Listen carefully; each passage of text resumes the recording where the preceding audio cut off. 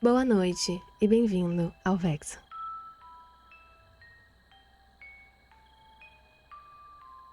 Naquela tarde em que meu amigo Caio me pediu ajuda para cuidar de uma casa que ele tinha herdado, o sol já se inclinava sobre a serra e a neblina começava a subir do vale como um véu branco e lento. Meu nome não importa, era só alguém precisando de um dinheiro extra, sem emprego fixo na época, e que achou que passar algumas semanas arrumando uma casa velha seria tarefa fácil. A casa ficava no alto de uma colina, isolada, cercada por mata fechada, tão afastada da cidade que o sinal de celular mal pegava. As pessoas dali a chamavam de Casa da Colina dos Suspiros, mas eu só ri quando ouvi o nome. Parecia coisa de filme antigo, invenção de gente ociosa. Caio disse que precisava esvaziá-la e deixar apresentável para vender. É só limpar, jogar fora o que não presta e ficar de olho para ninguém invadir.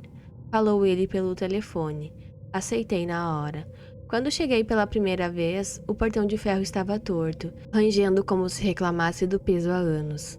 A casa era grande, imponente até, com paredes de pedra cobertas de eira, janelas altas de madeira escura e um telhado que parecia se curvar sobre o peso de memórias demais.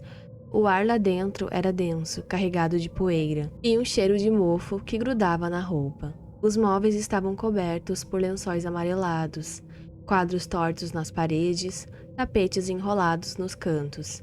Não era exatamente assustador à luz do dia, mas tinha algo errado.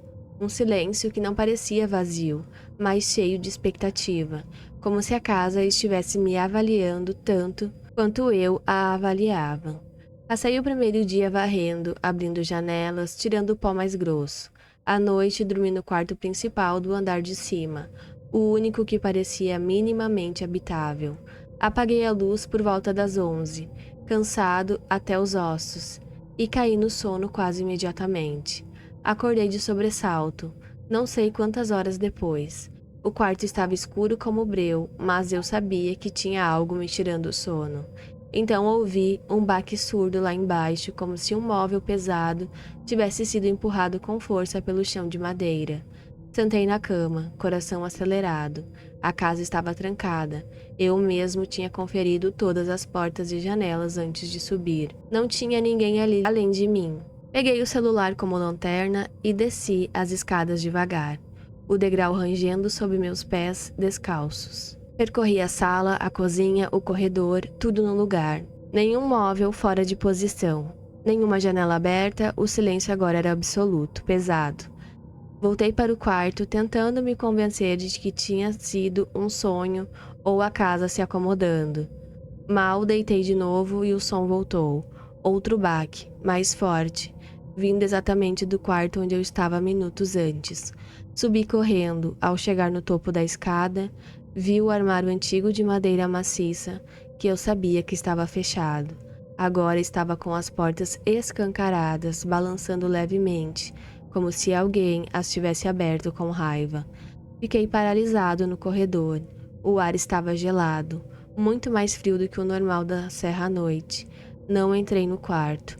Fechei a porta com cuidado, como se não quisesse acordar algo, e passei o resto da madrugada na sala, com luz acesa, sentado num sofá velho. Nos dias seguintes, as coisas foram piorando aos poucos, como se a casa estivesse me testando, vendo até onde eu iria. Objetos que eu deixava em um lugar apareciam em outro. Uma vassoura encostada na parede amanhecia no meio da cozinha. Um livro que eu folheava à tarde estava à noite, aberto sobre a mesa de jantar. Portas que fechava com trinco apareciam abertas horas depois. O cheiro de mofo ficava cada vez mais forte, em certos cômodos, especialmente no andar de cima, e o silêncio parecia cada vez mais vivo, como se algo estivesse prendendo a respiração atrás de mim.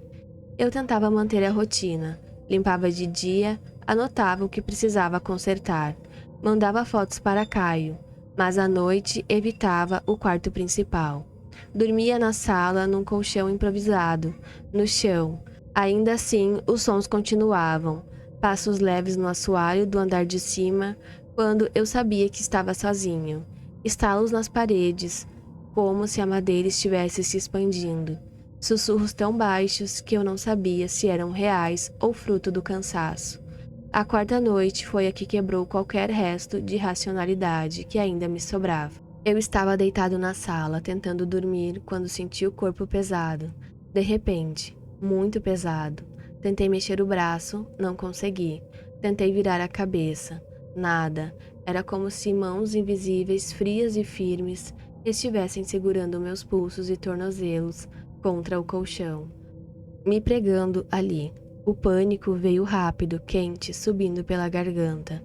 Eu conseguia mover só os olhos. Olhei ao redor, desesperado, o coração batendo tão forte que parecia que ia explodir. Foi então que eu vi, no canto da sala, onde a luz fraca do abajur não chegava direito, havia uma sombra mais escura que a própria escuridão. Não tinha forma definida, era só uma massa negra alta e imóvel, mas eu sentia o peso do olhar dela sobre mim. Não era uma sombra comum que a luz projeta, era densa, quase sólida, como se absorvesse o pouco de claridade que havia, e estava me observando. Eu sabia disso com uma certeza que gelava o sangue. Tentei gritar, mas nenhum som saiu. Tentei me debater. O corpo não obedecia. Fiquei ali paralisado, sentindo aquela presença se aproximar devagar. O ar ficou mais frio, mais pesado, até parecer que eu ia sufocar. Não sei quanto tempo durou, minutos, horas. Quando finalmente consegui mexer um dedo, depois o braço, a sombra já tinha recuado para o canto e desaparecido. Levantei de um salto, acendi todas as luzes da casa. Andei de cômodo em cômodo, tremendo dos pés à cabeça. Na manhã seguinte, liguei para o Caio e disse que não podia continuar. Ele não discutiu, não perguntou detalhes. Só falou, eu entendia que isso podia acontecer e agradeceu pelo pouco que eu tinha feito. Saí da casa no mesmo dia, sem levar nada além da minha mochila. Semanas depois, conversando com um morador mais antigo da região, descobri que as pessoas sussurravam sobre a casa da Colina dos Suspiros. Há muitas décadas, uma família inteira morreu ali dentro. Pai, mãe e filhos, de forma brutal e sem explicação. Alguns dizem que o pai enlouqueceu e matou todos antes de se matar. Outros falam que foi algo de fora que entrou. O fato é que nas noites mais frias das redondezas ainda juram ouvir suspiros vindo da colina. O fato é que nas noites mais frias, os vizinhos das redondezas ainda juram ouvir suspiros vindos da colina, longos, tristes, como se as paredes da casa estivessem respirando, esperando alguém novo para dividir o peso do que aconteceu. Eu não sei o que era aquela sombra que me segurou naquela noite. Não sei se era uma pessoa, várias ou algo que a casa criou para se proteger. Só sei que era real, que senti o toque gelado, que vi o vazio onde deveriam estar os olhos. A casa continua lá, vazia, à venda por um preço que ninguém aceita pagar. E se um dia você ouvir falar de uma propriedade grande e bonita no alto de uma colina, com um nome poético e um silêncio que parece vivo, faça um favor a si mesmo, passe longe. Porque o que suspira naquela casa não está apenas lembrando do passado, está esperando companhia e quando encontra, não solta tão fácil.